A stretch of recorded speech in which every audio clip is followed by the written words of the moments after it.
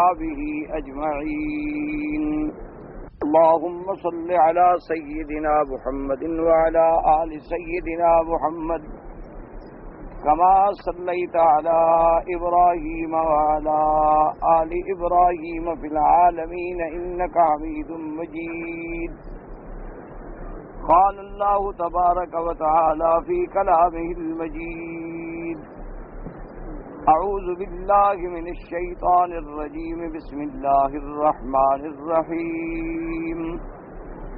يا أيها الذين آمنوا لا تكونوا كالذين كفروا وقالوا لإخوانهم إذا ضربوا في الأرض أو كانوا غزا لو كانوا عندنا ما ماتوا وما قتلوا ليجعل الله ذلك حسرة في قلوبهم والله يحيي ويميت والله بما تعملون بصير. ولئن قتلتم في سبيل الله أو متم لمغفرة من الله ورحمة خير مما يجمعون. ولئن متم أو قتلتم لإلى الله تحشرون. فبما رحمة من الله لنت لهم ولو كنت فظا غليظ القلب لانفضوا من حولك فاعف عنهم واستغفر لهم وشاورهم في الأمر فإذا عزمت فتوكل على الله إن الله يحب المتوكلين. إن ينصركم الله فلا غالب لكم وإن يخذلكم فمن ذا الذي ينصركم من بعده وعلى الله فليتوكل المؤمنون.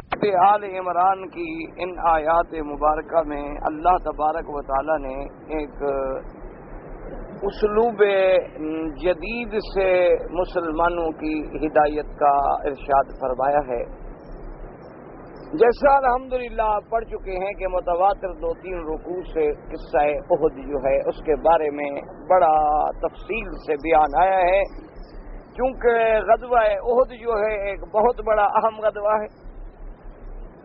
اور جیسے غزوہ بدر مسلمانوں کا سب سے پہلا غزوہ ہے، اسی طرح غزوہ بدر سب سے پہلا غزوہ ہے جس میں فتح عظیم اور فتح مبین جو ہے وہ مسلمانوں کو نصیب ہوئی. اس لیے اللہ نے قصہ بدر کا بھی کئی مقامات پہ بڑی تفصیل سے ذکر فرمایا.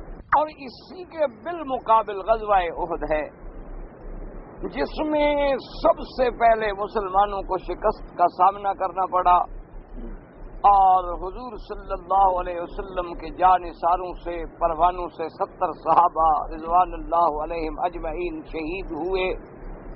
حضور صلی اللہ علیہ وسلم کا چہرہ مبارک زخمی ہوا، آپ کے دندان مبارک شہید ہوئے اور ایک عظیم اضطراب تھا جس میں مسلمانوں کا اختبار و امتحان کیا گیا.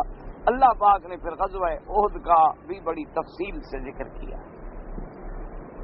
اب ان دونوں چیزوں کا خلاصہ جو ہے وہ مختصر الفاظ میں سمجھ لیں تاکہ پھر یہ آیات جو ہیں آپ کو سمجھنے میں انشاءاللہ آسانی ہو. سب سے پہلی بات تو یہ یاد رکھیں کہ مسلمان کی فتح شکست کا مدار جو ہے اللہ کی نصرت ہے. مسلمان کی فتح شکست کا مدار عدد پہ بھی نہیں ہے، تعداد پہ بھی نہیں ہے، سلاح پہ بھی نہیں ہے اور کثرت پہ بھی نہیں ہے، قوت مالی پہ بھی نہیں ہے. سب سے پہلے اللہ کی نصرت پہ. اللہ کی نصرت ہوگی مسلمان کامیاب ہوں. اللہ کی نصرت شامل حال نہ ہو تو ہمارا عدد چاہے اب کروڑوں کے بجائے ارب میں ہو جائے، اربوں میں بن جائے، لیکن پھر بھی کامیابی نہیں ہو. ایک بات تو یہ یاد رکھیں. اور دوسری بات یہ بھی ذہن میں رکھ لیں کہ اللہ کی نصرت جو ہے وہ مشروط ہے، شرط کے ساتھ.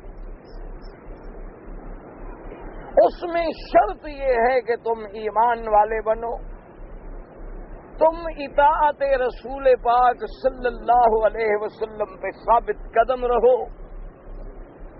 اور تمہارے ثبات و استقامت میں اور محمد پاک کی غلامی میں ذرا سی بھی لغزش نہ آئے تو پھر مدد تمہارے ساتھ۔ اور اگر تم نے کسی بھی مقام پہ لغزش دکھلائی، حضور صلی اللہ علیہ وسلم کی اطاعت میں کمی کی، تقوی اور پرہیزگاری کو چھوڑ بیٹھے، شرائط ایمان تمہارے اندر باقی نہ رہے، تو پھر اللہ کی نصرت کا وعدہ بھی نہیں ہے۔ ایک وعدہ ہوتا ہے جو غیر مشروط ہوتا ہے۔ کیا معنی؟ مثلا آپ کسی سے کہیں کہ بھائی میں آپ کی ہر ممکن مدد کروں گا، تمہاری مرضی، تم میرے ساتھ جو کرو۔ لیکن ایک وعدہ مشروط ہوتا ہے کہ اگر تم نے یہ کام کیا تو پھر میں تمہاری مدد کروں گا، اور اگر تم نے نہ کیا تو میں بھی تمہاری مدد نہیں کروں گا۔ تو اللہ کا وعدہ جو ہے وہ بھی مشروط ہے، وہ وعدہ مطلق نہیں ہے۔ وعدہ یہ ہے کہ انتم الاعلون ان کنتم مؤمنین، اگر تم ایمان والے بنو گے تو پھر تمہاری مدد ہوگی۔ کان حقا علینا نصر المؤمنین، اگر مومن بنو گے تو اللہ کی نصرت آئے گی۔ بلا ان تصبروا وتتقوا لا يضركم كيدهم شيئا، اگر تم ثابت قدم رہے اور تم ڈرنے والے بنے اللہ سے۔ اب اللہ سے ڈرنے کا کیا معنی ہے؟ یہ معنی ہے کہ جو اللہ سے ڈرتا ہے وہ گناہ کیسے کر سکتا ہے؟ جو اللہ سے ڈرتا ہے وہ حضور کی نافرمانی کیسے کر سکتا ہے؟ جو اللہ سے ڈرتا ہے تو احکام خداوندی کی خلاف ورزی کیسے کر سکتا ہے؟ ڈرنے کا معنی یہ ہے۔ یہ ڈرنے کا معنی نہیں کہ آدمی زبان سے کہتا ہے اللہ میاں ہم آپ سے بڑے ڈرتے ہیں، آپ بڑے جبار ہیں، آپ بڑے قہار ہیں، لیکن نماز نہیں پڑھتے، ڈرتے کیا ہو؟ یہ تو نعوذ باللہ پھر خدا سے ایک مذاق ہے، ٹھٹھا ہے، مخول ہے۔ آدمی کہ اللہ میاں میں بڑا ڈرتا ہوں، میں بڑا گناہگار ہوں، اور زنا بھی کر رہے ہو، شرابیں بھی پی رہے ہو، فلمیں بھی دیکھ رہے ہو، ربا بھی کھا رہے ہو، رشوت کا بھی دورہ ہے، گناہ اور یعنی فحاشی کا بھی دورہ ہے، اللہ سے بڑے ڈرتے ہیں۔ تو یہ ڈرنا نہیں ہوتا، یہ تو بلکہ نفاق ہے، منافقانہ رویہ ہے کہ آدمی عمل کچھ ہے اور زبان کچھ کہتی ہے۔ اللہ نے شرط لگا دی کہ بلا ان تصبروا وتتقوا، شرط ہے صبر کرو۔ کیا معنی؟ ثابت قدم رہو۔ اور صبر کا معنی کیا؟ یہ نہیں کہ مصیبت کے وقت آدمی نہ روئے، وہ بھی ایک صبر ہے۔ اصل صبر کا معنی یہ ہے کہ گناہوں سے رک جاؤ۔ صبر کا معنی کیا ہے کہ سچائی اور فرما برداری خداوند پہ جم جاؤ، یہ ہے صبر۔ تتقو کا کیا معنی ہے کہ دل میں تمہارے اللہ کا ڈر پیدا ہو جائے۔ جب خدا کا ڈر ہے تو آدمی گناہ نہیں کر سکتا۔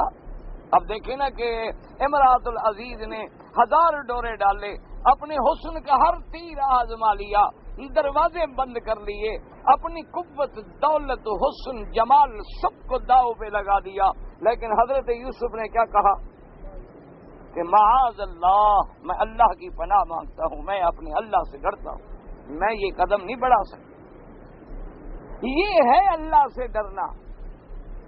اللہ نے فرمایا اگر یہ 2 شرطیں تم میں آ جائیں، لا یضرکم کیدہم شیئا، پھر کافروں کا کوئی مکر تمہارا کچھ نہیں بگاڑ سکتا، پھر کافروں کی کوئی چال تمہارے خلاف کامیاب نہیں ہو سکتی۔ تو اب دیکھ لیں کہ جب تم نے غزوہ بدر میں ان شرطوں کی پابندی کی تو اللہ کی مدد تمہارے شامل حال رہی۔ اس وقت بھی تم بالکل قلیل تھے۔ وَلَقَدْ نَصَرَكُمُ اللَّهُ بِبَدْرٍ وَأَنْتُمْ أَذِلَّةٌ، اللہ نے فرمایا کہ اللہ نے تمہاری مدد کی مقام بدر میں، تم تو بہت کمزور تھے، تمہارا تو عادت بھی کچھ نہیں تھا اور طاقت بھی کچھ نہیں۔ اور احد والے دن تم نے ذرا کمی کی۔ سب سے پہلے تو تم نے حضور صلی اللہ علیہ وسلم کے فیصلے سے پہلے اپنی رائے کا اظہار کر دیا، اور یہ قاعدہ ہے، اللہ فرماتے ہیں کہ جب تک میرا نبی موجود ہے اگر فیصلہ نہ کرے تو پھر تمہیں کسی فیصلے کا حق نہیں۔ اگر حضور خود رائے مانگے تو تم رائے دے سکتے ہو، فیصلے کا حق پھر بھی محمد عربی کو ہوگا صلی اللہ علیہ وسلم۔ تو ایک تو تم نے خود تمنا کی کہ ہم باہر جا کے دشمن سے لڑیں گے، حالانکہ حضور کا منشا مبارک یہ نہیں تھا۔ اور تمہارے جذبے کو دیکھ کر حضور نے تمہاری بات مان لی کہ چلو بھئی اب جوانوں کا شوق ہے تو لڑیں۔ دوسری بات یہ تھی کہ تم نے حضور کے حکم پر ذرا کوتاہی کی۔ حضور نے حکم دیا کہ 50 آدمی اس دروازے پہ ڈٹے رہیں، چاہے ہم جیت جائیں یا چاہے ہم ہار جائیں، یہ جگہ نہ چھوڑیں، لیکن تم نے جگہ چھوڑ دی۔ گو تم سے غلط خطا اجتہادی ہوئی، تمہاری بدنیتی نہیں تھی، تمہاری نیتوں میں کوئی کھوٹ نہیں تھا، لیکن غلطی تو ہو گئی نا۔ جیسے آدم علیہ السلام نے درخت کھا لیا، نہ آدم علیہ السلام کی نیت میں کوئی کھوٹ تھا، نہ ان کا مقصد اللہ کی نافرمانی تھا۔ کیوں نبی کیسے نافرمان ہو سکتے؟ حضرت آدم لیکن کھا تو بیٹھے نا، کسی بھی حال میں اس درخت کو چکھ لیا اور نتیجہ پر سامنے آ گیا۔ اسی طرح تم نے بھی بہرحال اجتہادی خطا کی، لیکن وہ دروازہ چھوڑ بیٹھے، تمہاری فتح کو ہم نے شکست میں بدل دیا۔ تو یہ ابتلا آیا۔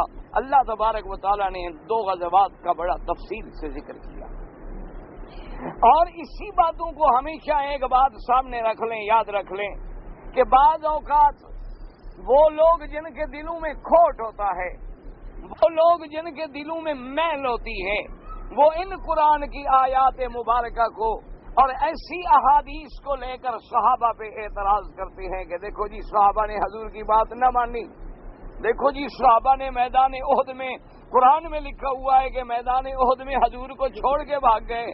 قرآن کہہ رہا ہے تُصْعِدُونَ وَلَا تَلْوُونَ عَلَىٰ أَحَدٍ وَالرَّسُولُ يَدْعُوكُمْ فِي أُخْرَاكُمْ۔ اللہ نے فرمایا اے صحابہ کی جماعت، تم پہاڑ پہ چڑھ رہے تھے اور مڑ کے بھی پیچھے نہیں دیکھتے، اللہ کے رسول تمہیں بلا رہے ہیں لیکن تم بھاگ رہے ہو۔ تو ایسی آیات کو سامنے رکھ کر لوگوں کے دلوں میں شبہات بٹھاتے ہیں کہ دیکھو جناب یہ صحابہ، ان کو ہم کیسے مانیں جو حضور کو چھوڑ گئے، جو حضور صلی اللہ علیہ وسلم بلا رہے ہیں اور وہ بھاگ رہے ہیں۔ حضور صلی اللہ علیہ وسلم فرما رہے ہیں کہ تم اس دروازے پہ جمے رہو، لیکن انہوں نے وہ دروازہ چھوڑ دیا، تو یہ تو حضور کی نافرمانی ہے، اور جو حضور کی نافرمانی کرے وہ اللہ کی نافرمانی ہے، اور جو اللہ کی نافرمانی کرے وہ مسلمان کیسے ہو سکتا ہے؟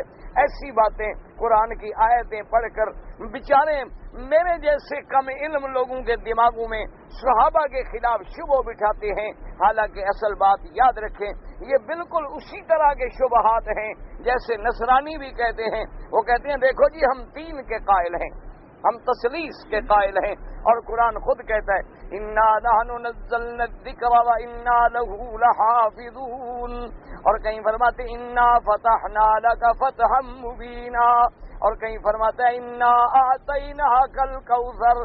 تو جہاں جہاں صیغہ جمع کا ہے تو جمع میں 3 آدمی ہوتے ہیں، تو اللہ فرماتا ہے کہ ہم اتارنے والے ہیں۔ یہ تو نہیں کہا کہ میں اتارنے والا ہوں، کہا کہ ہم اتارنے والے ہیں اور ہم حفاظت کرنے والے ہیں۔ تو یہ جمع کے صیغے ہیں، اور جمع میں کم از کم 3 افراد ہوتے ہیں، تو ہمارا تثلیث کا عقیدہ قرآن میں موجود ہے۔ ہم بھی تو یہی کہتے ہیں کہ 3 میں کوئی خدا ہے۔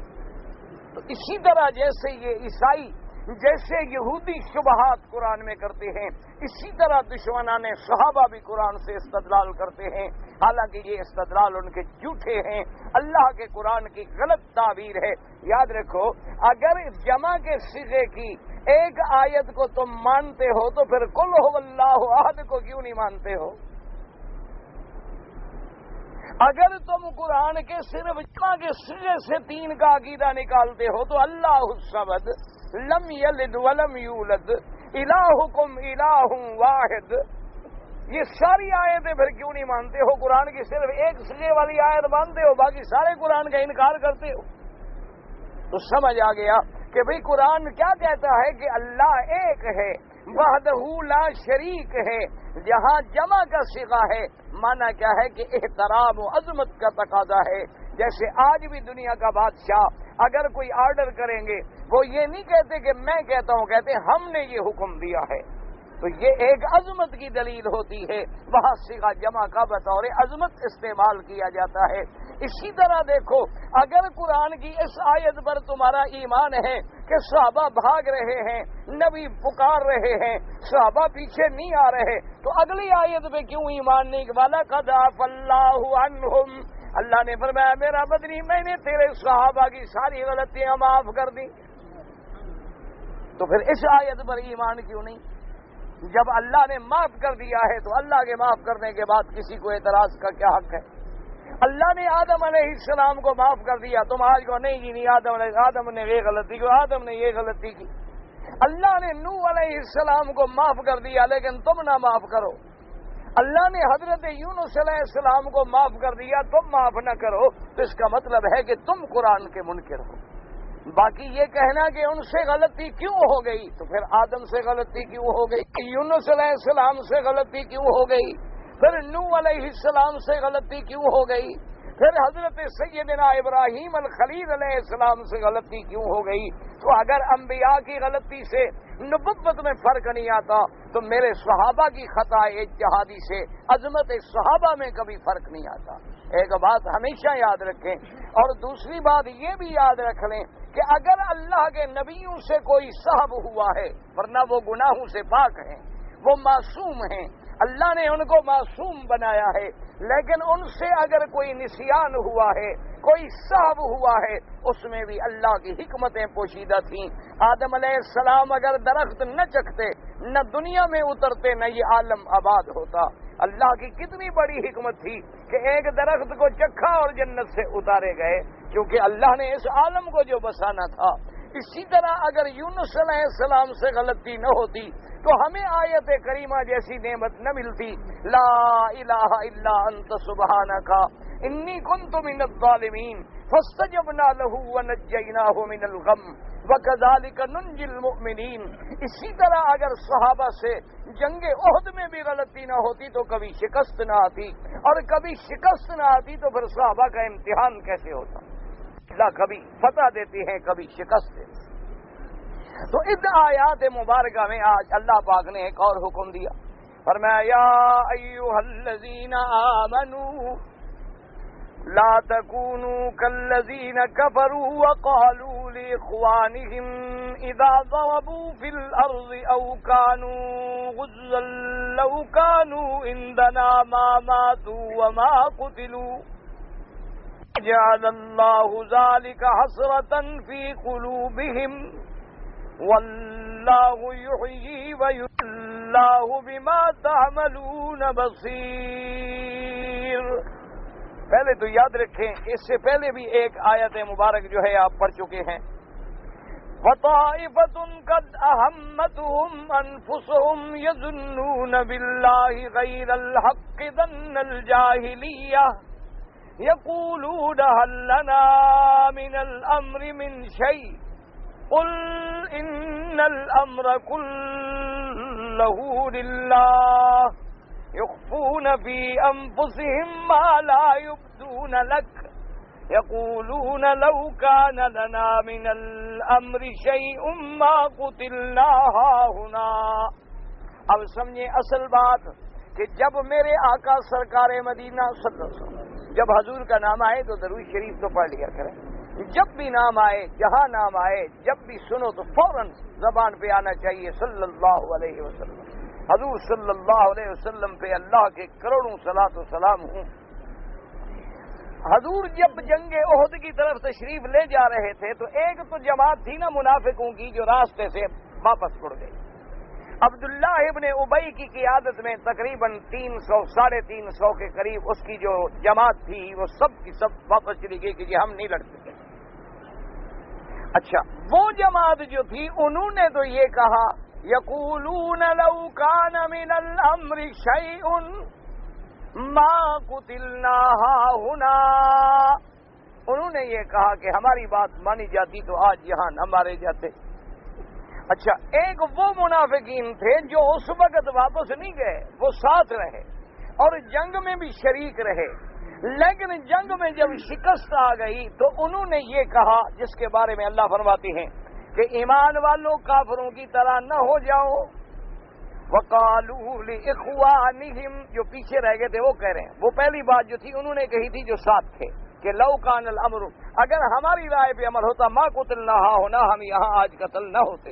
اور جو ساتھ نہیں تھے وہ یہ کہہ رہے ہیں وَقَالُوا لِإِخْوَانِهِمْ إِذَا ضَرَبُوا فِي الْأَرْضِ وہ کہتے ہیں اپنے بھائیوں سے جب وہ سفر پہ جائیں یا وہ جہاد پہ جائیں، لو کانوا عندنا، اگر وہ ہمارے پاس ہوتے، سفر پہ نہ جاتے، جہاد پہ نہ جاتے، ما ماتوا وما قتلوا، نہ ان پہ موت آتی نہ قتل ہوتے، ہمارے ساتھ رہتے، باہر نہ جاتے تو نہ مارے جاتے۔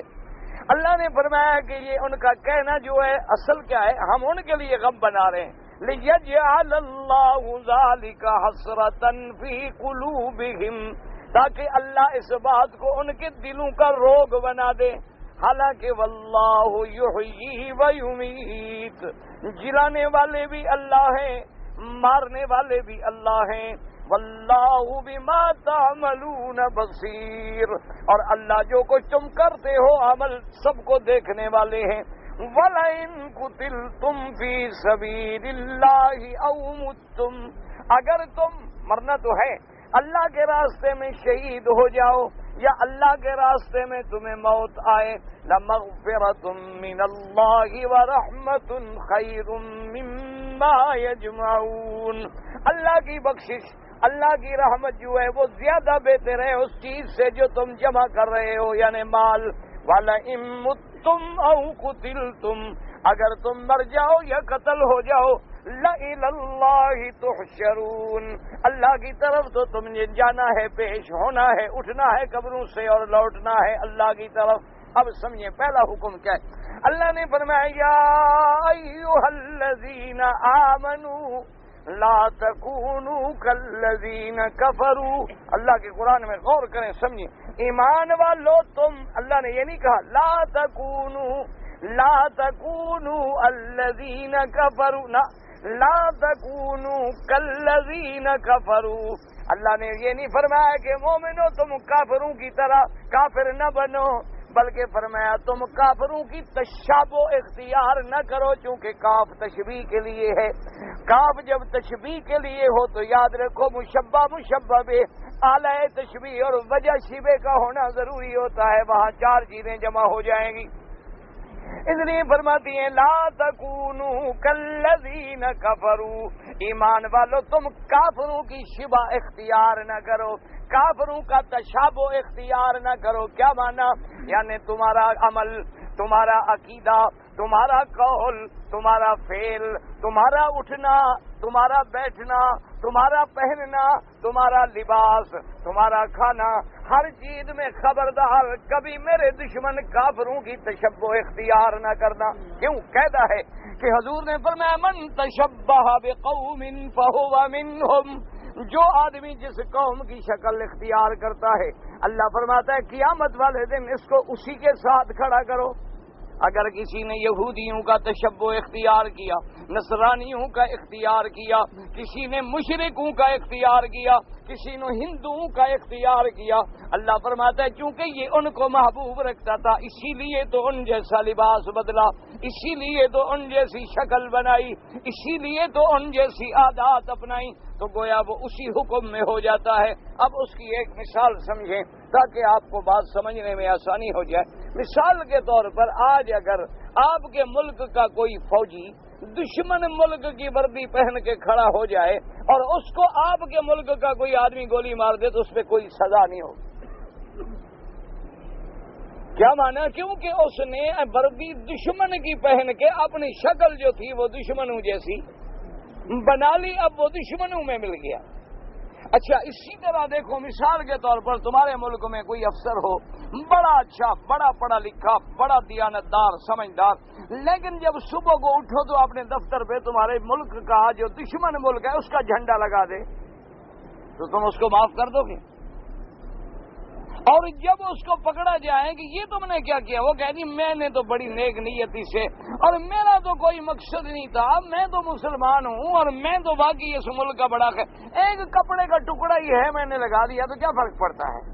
تو کوئی دنیا کا آدمی اس کو معاف کر سکتا ہے؟ تو اللہ فرماتا ہے کہ اگر تمہارا ملک کسی دشمن ملک کا جھنڈا لگا دے تو تم بغاوت کا مجرم بنا دیتے ہو، اگر تمہارا سپاہی دشمن کی وردی پہن لے تو تم اس کو دشمن کا سپاہی سمجھتے ہو، اور میرے نام کا کلمہ پڑھ کے محمد مدنی کے غلام بن کے کافروں کے لباس پہنو تو میں تمہیں اپنا سمجھوں گا؟ پھر میں تمہیں کیسے اپنا سمجھوں گا آخر کہ تم کلمہ میرا پڑھو، زبانوں پہ نام محمد رسول اللہ کا لو صلی اللہ علیہ وسلم، لیکن تمہارے عادات، تمہارے اطوار، تمہارا لباس، تمہارا اٹھنا، تمہارا بیٹھنا، تمہارے گھروں کی تہذیب، تمہاری تجارت، تمہاری بینکنگ، تمہارے معاملات، تمہاری اقتصادیات، تمہاری پارلیمنٹ، تمہارے قوانین، تمہارے دستور سب کافروں والے ہوں تو میں تمہیں کیسے اپنا سمجھ لوں؟ کیوں؟ میں نے تو حکم دیا تھا کہ کافروں کی شکل بھی اختیار نہ کرو۔ دیکھو نا، ایمان سے کہیں، سچی بات مجھے دل سے کہیں، ہر آدمی اپنے محبوب کی شکل بناتا ہے یا دشمن کی بھی شکل بناتا ہے؟ اللہ کے کعبے میں ذرا مجھے سیدھی سیدھی بات کریں، یعنی مقصد ہے کہ ہم نے مرنا تو سب نے ہے نا بھائی، قبر میں تو جانا ہے نا۔ آپ چھوڑیں گے، مولوی مکی کہتا ہے، مولوی مدنی کہتا ہے، مولویوں کو چھوڑ دیں، ہم مولوی تو ایسے کچھ نہیں ہوتے، آپ سمجھدار لوگ ہیں، اللہ نے آپ کو کعبہ شریف میں کھڑا کیا ہے تو کعبۃ اللہ میں آپ جھوٹ نہیں بولیں گے، سچی بات کریں گے انشاءاللہ کہ ہر آدمی اپنا شکل، اپنا لباس، اپنا اٹھنا بیٹھنا محبوب جیسی بناتا ہے یا دشمن جیسی؟ تو ہماری شکلیں محمد مصطفیٰ سے ملتی ہیں ٹھنڈے، کوئی اس میں بگڑنے کی ضرورت نہیں۔ آپ اپنے گریبان میں جھانک لیں، میں اپنے گریبان میں جھانک لوں کہ ہمارے گھر میں جو تہذیب ہے، جو تمدن ہے، جو کھانا ہے، جو ٹیبل ہے، جو کانٹے ہیں، جو چھری ہے، جو جینز کی پینٹیں ہیں، جو اریانی ہے، جو فحاشی ہے، جو منی اسکرٹ ہیں، جو ویڈیو گیمز ہیں، فلمیں ہیں، VCR ہیں، یہ سب تہذیب محمد مصطفیٰ ہے۔ ٹھنڈے دل سے خدا کے کعبے میں بات سچی کرو، یہ نہ کہنا قیامت میں کہ ہمیں بات نہیں پہنچی، بات پہنچ گئی، آگے تمہاری مرضی۔ ساری زندگی میرے پاک نبی نے میز پہ کرسی لگا کے چھری کانٹے سے کھانا کھایا ہے، ساری زندگی۔ حضور صلی اللہ علیہ وسلم نے ربا کا، سود کا، یعنی حضور نے فرمایا کہ ربا جو ہے، کھانے والا، کھلانے والا، لکھنے والا، گواہی دینے والے پر بھی اللہ کی لعنت ہے۔ اور بعض علماء نے تو یہ لکھا کہ بعض روایات میں یہ بھی آتا ہے کہ سود کا جو ادنا گناہ ہے وہ 70 دفعہ اپنی حقیقی ماں سے زنا کرنے کے برابر ہے۔ اب آپ کا کیا خیال ہے، آپ کے ملک میں کاروبار سودی ہے یا غیر سودی ہے؟ سیدہ فاطمہ الزہرا نے یا سیدہ کی بیٹی نے یا میرے پاک نبی کی بیٹی ام کلثوم نے، رقیہ نے، زینب نے، یا ازواج رسول پاک نے، یا ازواج خلفائے راشدین نے، یا اہل بیت رسول نے، ان کی بیٹیاں بھی کبھی شلوار قمیص لون کی پہن کے بازاروں میں پھرتی تھی؟ یعنی اندازہ کریں کہ عورت کی شلوار ہو اور اس ہمارے رومال والی ململ سے بھی باریک ہو کہ دھوپ پڑے تو پورا بدن نظر آ رہا ہے، دیکھنے والے پر بھی اللہ کی لعنت ہے اور چلنے والے پر بھی اللہ کی لعنت ہے، ایسے عمرے پہ آنے کا کیا فائدہ؟ اب اسی طرح ایک ایک بات دیکھ لیجئے، ہمارے لباس میں، ہمارے کھانے میں، ہمارے اٹھنے بیٹھنے میں، آج ہمارے نزدیک معزز کون ہے جو 3 پیس سوٹ پہنتا ہو، ٹائی لگاتا ہو اور چلنے میں، پھرنے میں، اٹھنے میں، بیٹھنے میں انگریز نظر آتا ہو؟ آپ ایمان سے کہیں، سچی بات کریں کہ یورپ کے کسی ملک کا کوئی پریزیڈنٹ، ان کے ملک کا کوئی وزیر، ان کے ملک کا کوئی گورنر کبھی تیرا لباس پہن کے اجلاس میں بیٹھے؟ ٹھنڈے دل سے کہیں تو ہم اتنے بے غیرت ہیں، ہم اتنے بے ضمیر اور بے حس ہیں، اتنے مردہ ہو چکے ہیں کہ ہر چیز میں ہم ان کی نقل کرتے ہیں۔ ان کو ایک دن مجھے ثابت کریں کہ انہوں نے کوئی عربی لباس پہنا ہو، انہوں نے کبھی شلوار قمیص پہن کے اپنا اجلاس اٹینڈ کیا ہو؟ کہتے نہیں یہ ہمارا اصول ہے، ہمارا لباس ہے، ہم اپنے لباس کو کیوں کمتر سمجھیں؟ ہم ہر جگہ اپنے لباس کا شو کریں گے کہ ہمارا لباس سب سے معزز ہے، ہماری بولی سب سے معزز ہے، ہماری تہذیب سب سے اونچی ہے، ہمارا نظام دستور سب سے اونچا ہے، وہ تمہاری شکل بنانے کے لیے تیار نہیں، لیکن کلمہ پڑھنے والا جو ہے ان کی ہر ادا پہ عاشق ہے، شکل بھی ان کی بناتا ہے، زبان جو بولے تو اس کو کہتے ہیں یہ بہت پڑھا لکھا ہے جس کے لحن بھی کافروں سے ملتا ہو۔ وہ جی ایسے بات کرتا پتہ ہی نہیں لگتا، وہ جناب اتنی اچھی انگریزی، اتنی کمال کی انگریزی، معلوم یہ ہوتا ہے حقیقتاً ان کی اولاد ہے۔ یہی کہنا چاہیے، اور کیا کہہ سکتے ہیں اللہ کے کعبے میں کہ جی اب کیونکہ ہم اگر بولی بولے بھی تو کہیں گے کیا یار یہ تو طوطے والی بولی ہے، میاں مٹھو چوری کھاسے والی بولی ہے، یہ جناب جب بولتے ہیں سبحان اللہ، اور جی کافر ایسے معلوم ہوتا ہے کہ وہ بھی اتنی اچھی نہیں بولتے، وہ بالکل یہی معلوم ہوتا ہے کہ ان کی نسل سے ہیں یہ لوگ، صرف ہمارے یہاں پیدا ہو گئے ہیں، ان کی ذریت ہے، ان کی اولاد جس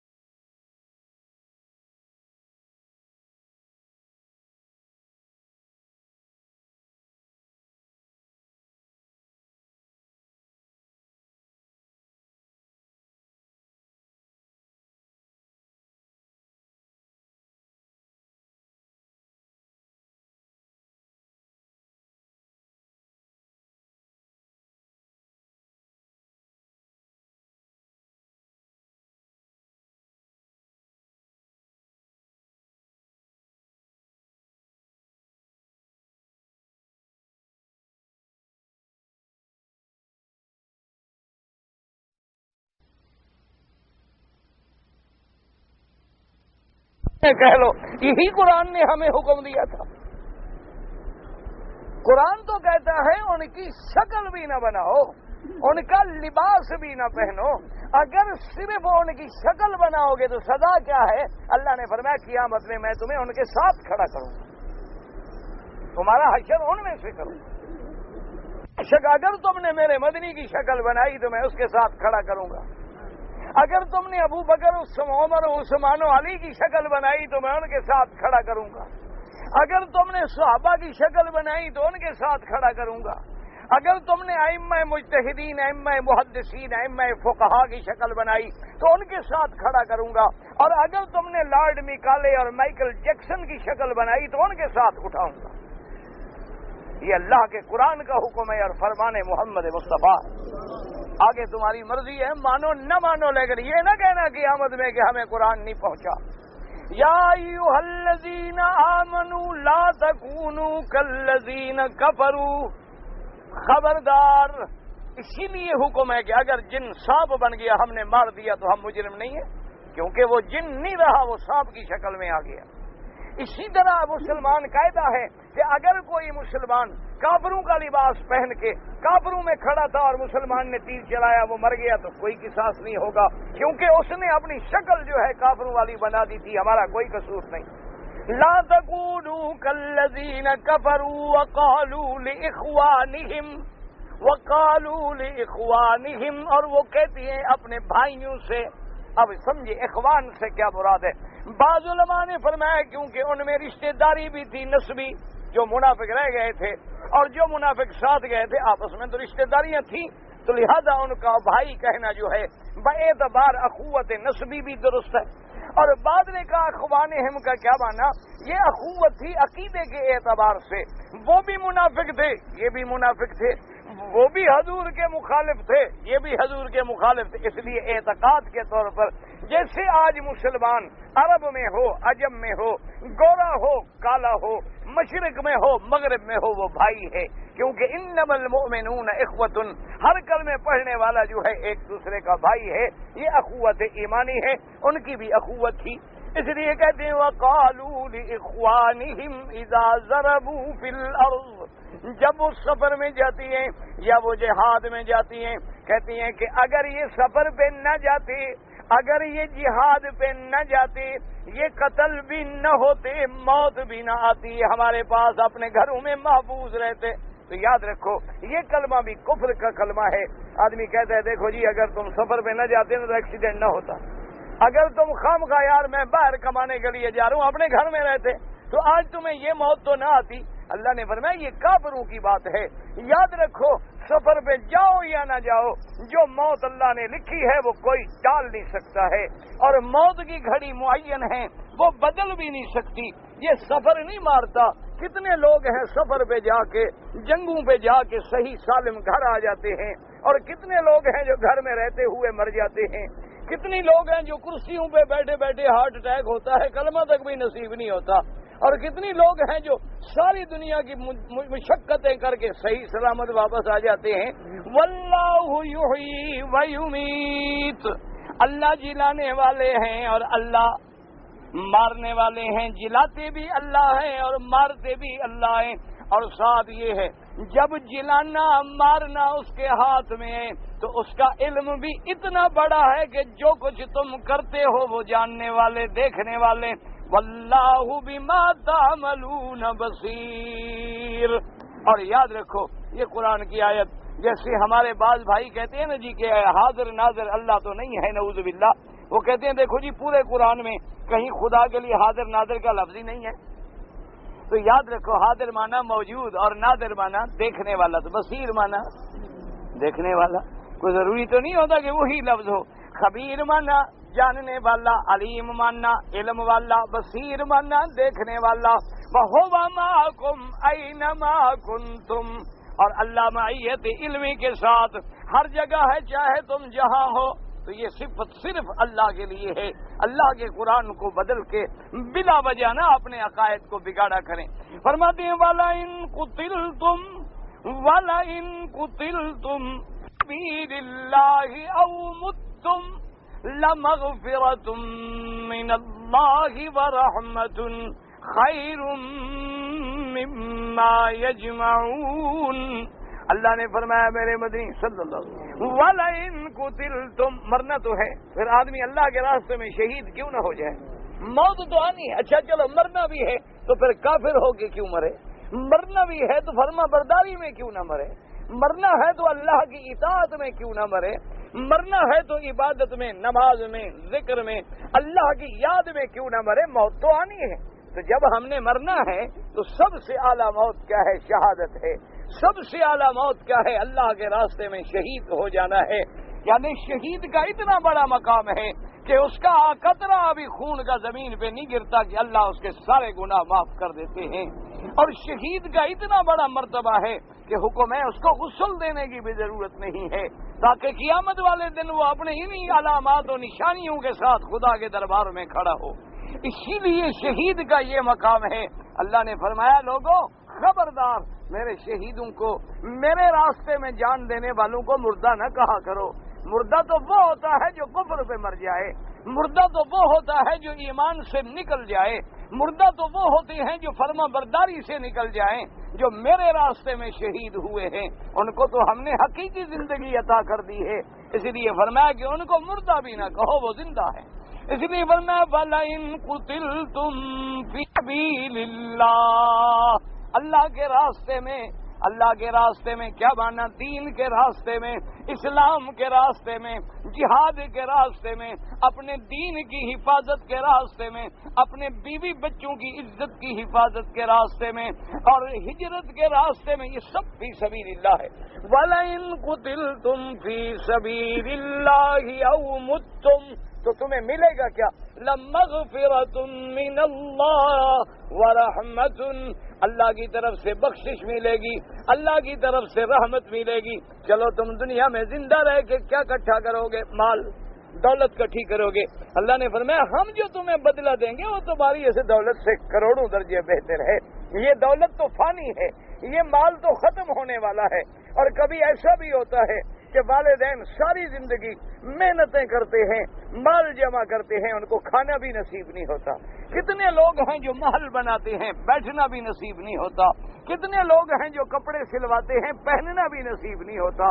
کتنے لوگ ہیں جو دولت جمع کرتے ہیں، نوٹ کبھی خرچ کرنا بھی نصیب نہیں ہوتا۔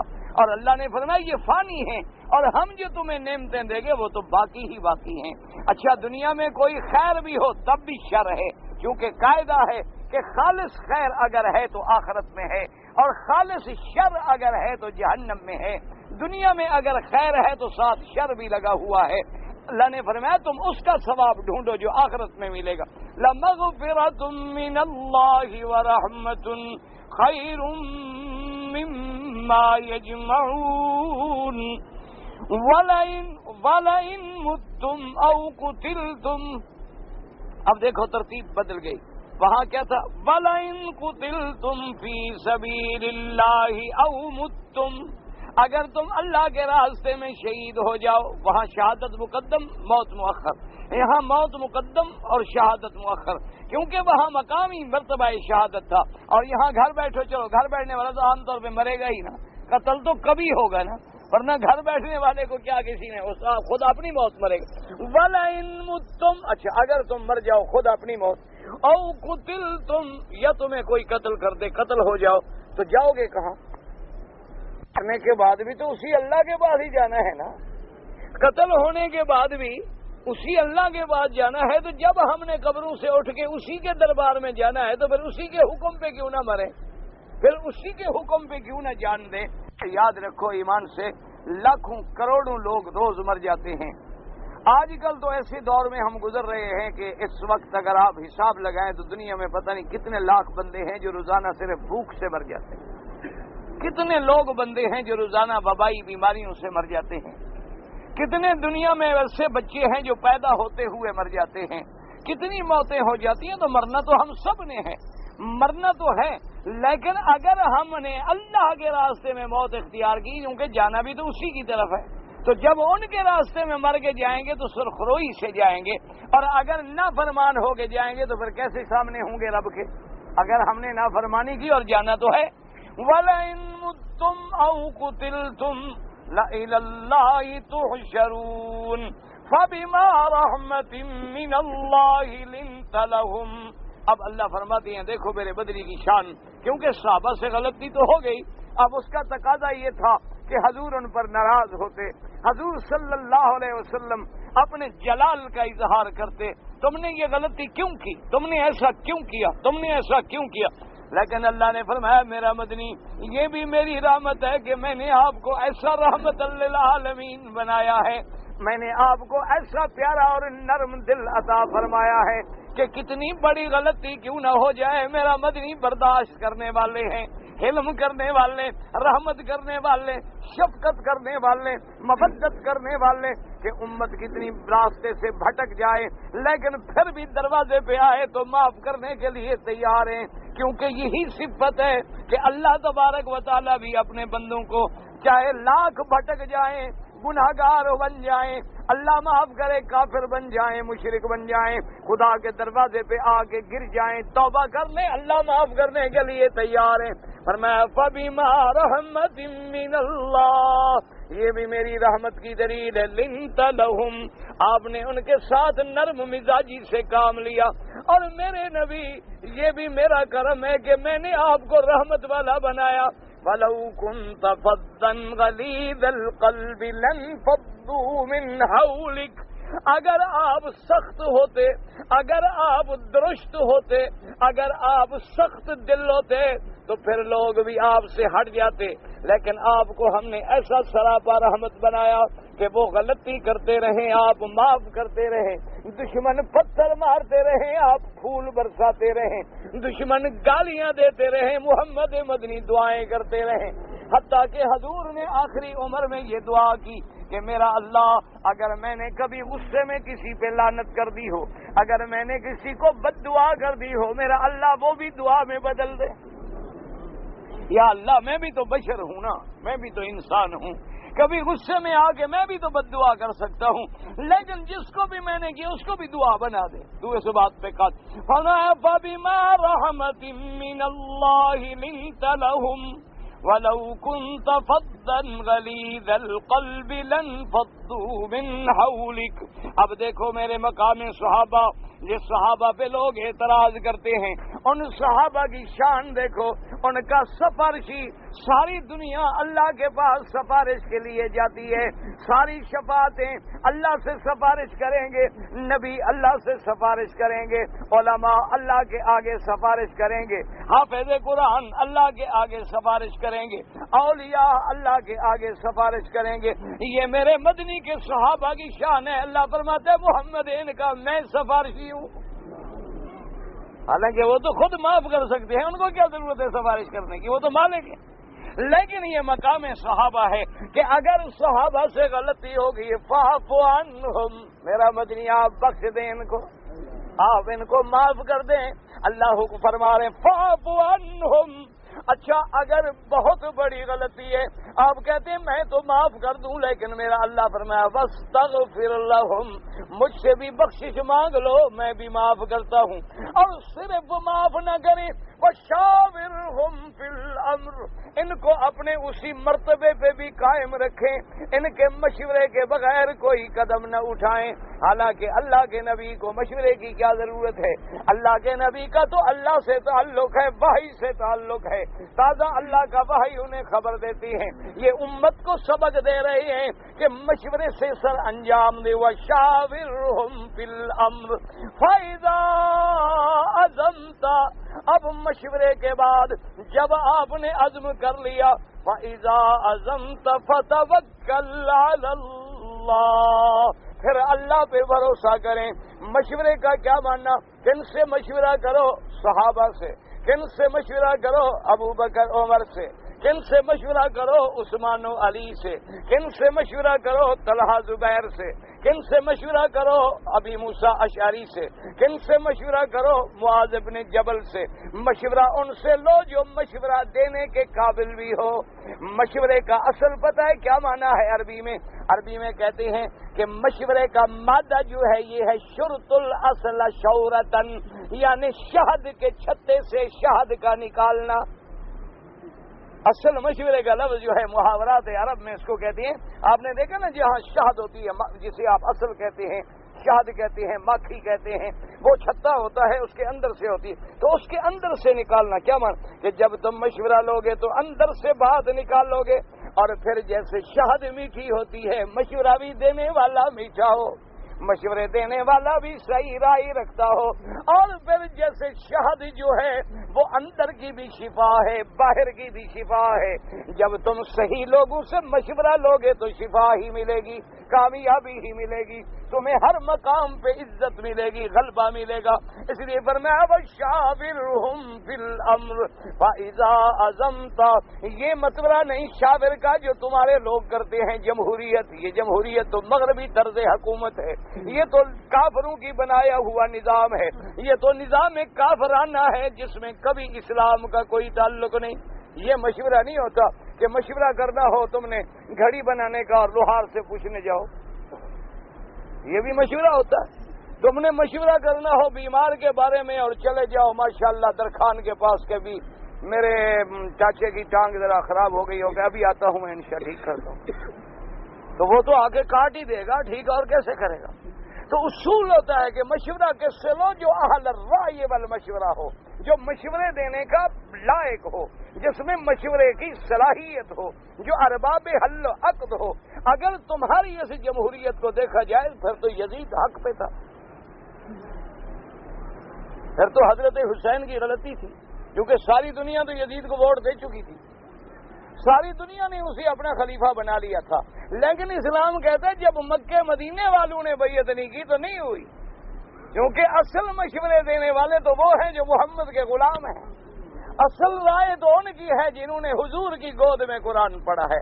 ساری دنیا مان لے جب حسین نہیں مانتا، ساری دنیا مان لے جب اہل بیت نہیں مانتے، ساری دنیا مان لے جب اصحاب رسول نہیں مانتے، ساری دنیا مان لے جب مکہ مدینہ نہیں مانتا۔ یاد رکھو کافروں کے نظام کا جوڑ نہ لگایا کرو اسلام سے۔ وَشَاوِرْهُمْ فِي الْأَمْرِ فَإِذَا عَزَمْتَ فَتَوَكَّلْ عَلَى اللَّهِ، اور مشورے کے بعد پھر یہ نہ کہنا کہ آج ہمارا جو طریقہ ہے وہ بڑا کامیاب، فرمایا نہ بھروسہ پھر بھی صرف میرا، اسباب پر عمل کرو لیکن توکل مجھ پہ کرو۔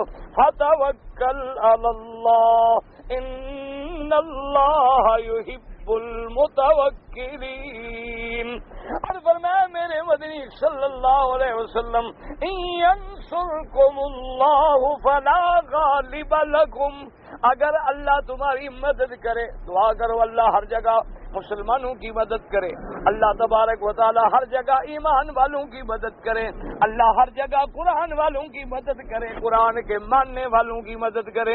فرماتے ان ینصرکم اللہ فلا غالب لکم، اگر اللہ تمہاری مدد کرے تو تم پہ کوئی غالب نہیں آ سکتا، تم کبھی مغلوب نہیں ہو سکتے۔ وَإِن يَخْذُلْكُمْ، اگر اللہ تمہیں نیچا دکھلانا چاہے، اگر اللہ تمہیں ذلت پہ ڈالنا چاہیں، فَمَنْ ذَا الَّذِي يَنْصُرُكُمْ، پھر اللہ کے سوا کون ہے جو تمہاری مدد کرے۔ وَعَلَى اللَّهِ فَلْيَتَوَكَّلِ الْمُؤْمِنُونَ، اللہ ہی پر ایمان والے آسرا اور بھروسہ کرتے ہیں۔ اللہ ہمیں بھی اپنی ذات کا توکل نصیب فرمائے۔ ایک آدمی ہے وہ کراچی سے سیدھا مدینہ فلائٹ پہ آئے اور پھر مدینے سے عمرے کا احرام باندھا اور عمرہ کیا، بالکل ٹھیک ہے، کیونکہ آپ کراچی سے مدینہ آ رہے تھے تو عمرے کی ضرورت نہیں تھی۔ کراچی سے جب آپ سیدھا آ رہے ہوں جدہ مکہ تو پھر آپ کو ایئرپورٹ سے احرام باندھنا چاہیے تھا۔ ہمارے ملک میں جو لوگ والدین کو یا اپنے بزرگوں کو ملتے ہیں تو جھکتے ہیں، پاؤں پہ ہاتھ لگاتے ہیں، بالکل ناجائز ہے، جھکنا حرام ہے۔ والد کے آگے ہو، استاد کے آگے ہو، کسی کے آگے مصافحہ کریں یا گلے سے کریں، گردن سے گردن معانقہ کریں، ماتھے پہ بوسہ دیں، لیکن یہ جھکنا صرف اللہ کے آگے ہے، باقی سب حرام ہے۔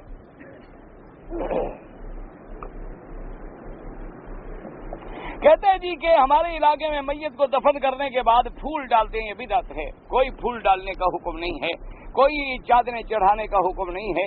یہ تو ساری رسمیں ہمارے بعض ہندوؤں سے آئی ہیں کہ وہ اپنے اوتار پہ اپنے دیوتاؤں پہ چادریں چڑھاتے تھے، ہمارے دماغوں میں بھی وہ باتیں چلی آئی، ورنہ ان کا اسلام سے کوئی تعلق۔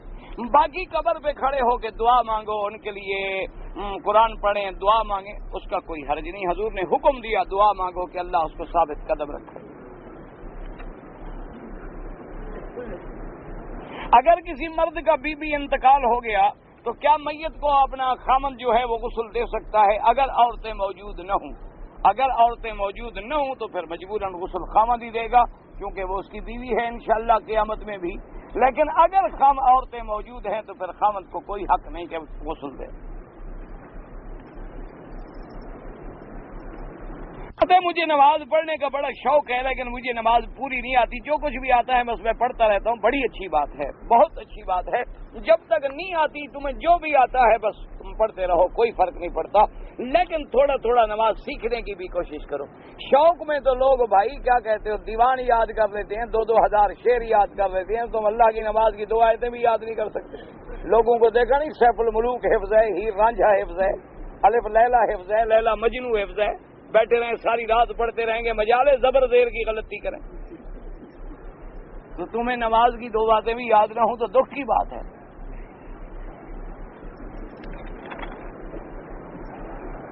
ہمارے جب آدمی مر جاتا ہے جو تیسرے دن کل کرتے ہیں بالکل بدعت ہے. خیرات کرنی ہے تو پھر یہ تیسرے چوتھے کی کیا پابندی ہے؟ سارا سال کرتے رہو. کہتے ہیں جی جو مر گیا ہے وہ سنتا ہے، اللہ سنوانا چاہیں سنتے ہیں، اللہ نہ سنوائیں نہیں سنتے. یہ سب اللہ کے ہاتھ میں ہے. ہمیں حکم ہے کہ ہم السلام علیکم کہیں. السلام علیکم یا دار قوم مؤمنین انا انشاءاللہ بکم لاحقون انتم السابقون. حضرت موسیٰ علیہ السلام نے جس پتھر کو لاٹھی مارا تھا اور چشمہ نکلا تھا وہ پتھر کہاں ہے؟ مجھے تو نہیں ملا. آپ کو چوری کرنے کا کوئی ارادہ ہے کیا؟ وہ تو ہزاروں سال گزر گئے، کیا پتا کہاں گیا. تمہیں کعبہ مل گیا، ابھی وہ پتھر ڈھونڈ رہے ہو. بڑا عجیب کو بے وقوف انسان ہے. بھائی اللہ کے کعبے کے بعد بھی اور کسی پتھر کی ضرورت ہے تمہیں؟ حجر اسود جو مل گیا، ہمیں کیا ضرورت ہے موسیٰ علیہ السلام کا پتھر ڈھونڈتے پھریں؟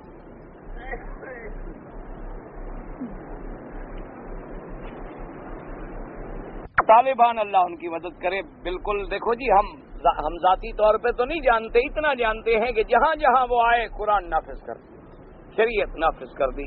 اس سے صاف ظاہر ہے کہ وہ اسلام کے طالب ہیں. اللہ ان کی نصرت کرے، اللہ مدد کرے. اور دعا کرو اللہ وہاں خون مسلمان کا جو بہ رہا ہے بند ہو جائے، سب جو ہیں ان کے ساتھ مل جائیں، ان کے تابع ہو جائیں اور اسلام آ جائے. اور تمہاری حفاظت بھی اسی میں ہے کہ وہاں اسلام ہو. اگر وہاں اسلام نہ آیا تم بھی نہیں بچ سکتے، یہ یاد رکھنا. اسلام ہوگا نہیں تو پھر وہی ہندو.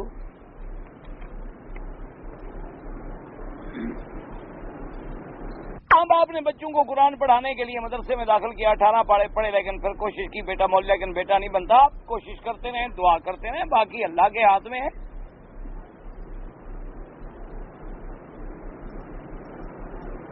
سنت البقی، بکی نہیں بقی ہے. قبرستان حضور سے پہلے تھا، بالکل پہلے تھا.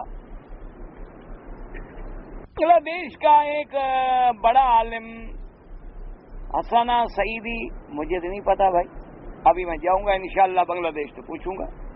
ابھی چٹنگاگ میں ایک جلسہ ہو رہا ہے، اگر اللہ کو منظور ہے تو پھر پوچھیں گے یہ کون ہے وہاں کا بزرگ. ہم جانتے نہیں تو کیا بتائیں کہ وہ کون ہے. حضور پاک جب معراج پہ گئے تو اللہ سے کلام ہوئی، اللہ کو دیکھا کہ نہیں. اس میں صحابہ کا اختلاف ہے. بعض صحابہ قائل ہیں کہ حضور نے زیارت بھی کی ہے اور بعض صحابہ کہتے ہیں کہ زیارت نہیں ہوئی. یاد رکھو جس مسئلے میں صحابہ کا اختلاف ہو تو جو آدمی جس کس طرف ہے وہ حق پہ ہے، کوئی جھگڑے کی ضرورت نہیں. جو قائل ہیں دیکھا ہے آمنا و صدقنا، جو نہیں قائل ہیں تو کوئی بات نہیں. اصل میں اختلاف کیوں ہوتا ہے؟ قرآن کہتا ہے کہ کوئی نظر اللہ کو دنیا میں نہیں دیکھ سکتی، لا تدرکہ الابصار. تو بعض صحابہ نے اسی پہ نظر رکھی کہ بھئی اللہ کو کیسے دیکھ سکتے ہیں.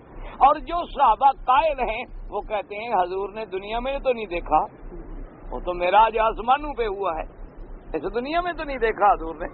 اگر دیکھا ہے تو آسمانوں پہ جا کے دیکھا ہے تو وہ تو دنیا ہی الگ تھی، وہ تو عالم ہی الگ تھا، اس میں دیکھنا کیا مشکل ہے. میں نے ایک کتاب پڑھی تھی، اس میں لکھا تھا کہ بعض آدمی ایسے ہوتے ہیں جو قرآن پڑھتے ہیں اور قرآن ان کو لعنت کرتا ہے. یہ حدیث ہے، حضور نے فرمایا کہ رب قاری القرآن یکرہ القرآن یلعنہ، کہ بعض قرآن پڑھنے والے ایسے ہیں کہ قرآن پڑھتے ہیں اور قرآن ان کو لعنت کر رہا ہوتا ہے. کیا معنی؟ قرآن پڑھ رہے ہو اور ظلم کرتے ہو، تو قرآن نے ظالموں پہ لعنت کی ہے کہ نہیں کی؟ قرآن پڑھتے ہو اور سود کھاتے ہو تو قرآن نے سود والوں پہ لعنت کی ہے کہ نہیں کی؟ قرآن پڑھتے ہو اور جھوٹ بولتے ہو تو لعنت اللہ علی الکاذبین، تو قرآن لعنت کر رہا ہے جھوٹے پر کے نہیں کر رہا؟ میں ایک ورشے میں کام کرتا ہوں، میرے سب ساتھیاں جو ہیں وہ فلم دیکھ رہی ہیں. ساتھیاں میرے خیال میں حیدرآباد کا کوئی شخص ہے، یہ وہاں کی لغت ہے نا. تو میں روزانہ قرآن پڑھتا ہوں، کوشش کرتا ہوں لعنت سے بچ جاؤں، لیکن ایک ہی کمرہ ہے، میں کیا کروں؟ تم قرآن پڑھتے رہو اور ان کو بھی منع کرتے رہو، تمہیں اللہ بہت اجر دیں گے. یہ نہیں کہ بھاگ جاؤ.